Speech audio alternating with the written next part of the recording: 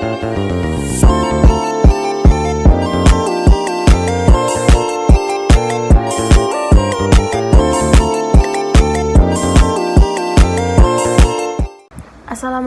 warahmatullahi wabarakatuh. Alhamdulillahirabbil alamin. Wassalatu wassalamu ala asrofil anbiya'i wal mursalin wa ala alihi washabbihi ajmain. Amma ba'. Segala puji bagi Allah yang telah memberikan kita nikmat sehat, nikmat iman, dan nikmat kesempatan sehingga kita bisa kumpul pada kesempatan kali ini ya insyaallah dalam keadaan sehat walafiat. Amin ya rabbal alamin. Tak lupa juga salawat serta salam kita aturkan kepada junjungan kita Nabi besar Muhammad SAW, karena berkat beliau kita bisa keluar dari zaman jahiliyah kepada zaman yang terbenarang, yaitu adinul Islam wal iman. Semoga kita mendapat syafaatnya nanti yaumul qiyamah. Amin ya rabbal alamin. Perkenalkan, di sini saya Ismail dari Prodi Bimbingan Konseling Islam semester 6 akan membawakan sedikit dakwah tentang toleransi beragama. Islam mengajarkan umatnya untuk menerapkan perilaku terpuji dalam kehidupan sehari-hari. Salah satunya adalah toleransi, atau dalam bahasa Arab disebut dengan tasamuh.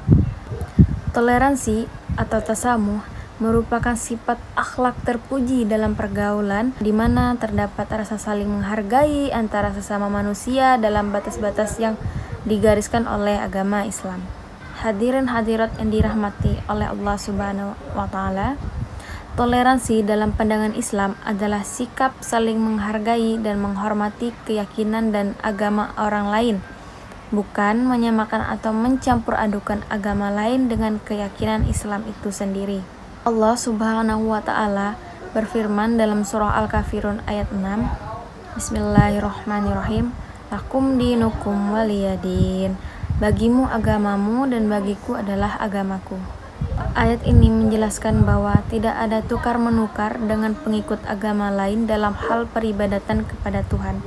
Wahai orang kafir, untukmu agamamu, yakni kemusyrikan yang kamu yakini, dan untukku agamaku yang telah Allah pilihkan untukku, sehingga aku tidak akan berpaling ke agama lain. Ini adalah jalan terbaik dalam hal toleransi antar umat beragama dalam urusan peribadatan kepada Allah. Kemudian dalam surah Al-Bayyinah juga disebutkan tentang peringatan untuk melepaskan fanatisme yang merupakan musuh dari toleransi ini, di mana selama orang-orang masih berpegang pada fanatisme apapun, baik itu fanatisme agama, kesukuan, dan sebagainya, toleransi sukar harus dicapai. Toleransi Islam haruslah seiring dengan kebenaran. Jika toleransi itu dicederai dengan nilai-nilai kebenaran, bertentangan dengan akidah dan keyakinan, nilai kemanusiaan, atau menzolimi kelompok lain, toleransi itu menjadi batal dan tidak boleh dilakukan. Seperti fenomena yang kita lihat kemarin, ada positif dan negatifnya. Contohnya seperti ini. Harusnya kita sesama umat beragama harus bisa saling menghormati sesama umat beragama. Jangan sampai toleransi tersebut bisa merugikan pihak lain. Karena kita terlalu terobsesi akan toleransi, malahan kita melukai atau mencederai nilai-nilai kebenaran itu. Islam menganjurkan umatnya untuk tidak memaksakan seseorang pun untuk memeluk agama Islam. Islam adalah agama yang jelas dan gamblang tentang semua ajaran dan bukti kebenarannya, sehingga tidak perlu kita memaksakan seseorang untuk masuk ke dalamnya.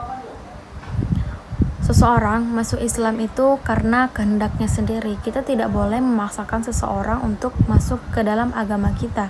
Itu pembawaan dari hatinya sendiri. Seperti yang kita lihat juga, ada orang yang masuk Islam karena mendengar suara azan. Ada juga yang masuk Islam karena meneliti khasiat dari kurma dan lain sebagainya. Dan Islam sudah mengajarkan bahwa kita tidak bisa memaksa seseorang untuk masuk ke dalam agama Islam.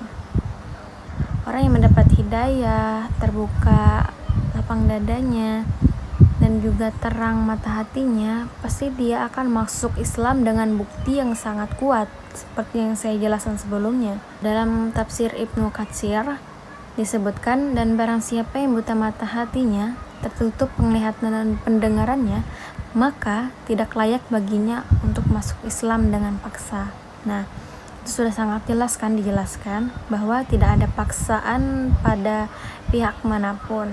Islam juga mengajarkan umatnya untuk berbuat baik kepada kaum kufur selama mereka sama-sama berbuat baik dan tidak memusuhi umat Islam, selama tidak melanggar ajaran dan ketentuan agama Islam.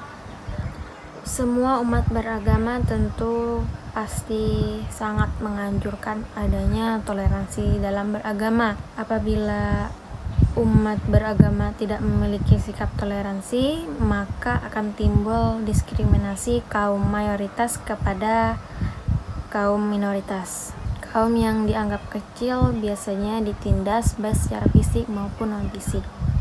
Agar tercipta harmonisasi yang baik, maka toleransi yang harus dilakukan itu antara lain adalah yang pertama, saling menghargai, saling menolong, menghormati orang lain pada saat melakukan ibadah, menghormati acara umat lain, tidak mengganggunya, tidak membuat kegaduhan dan bersikap berisik, bisa menerima pendapat orang lain, menjaga sopan dan santun dalam beretika, berteman dengan semua penganut agama lain, tidak memilih-milih teman.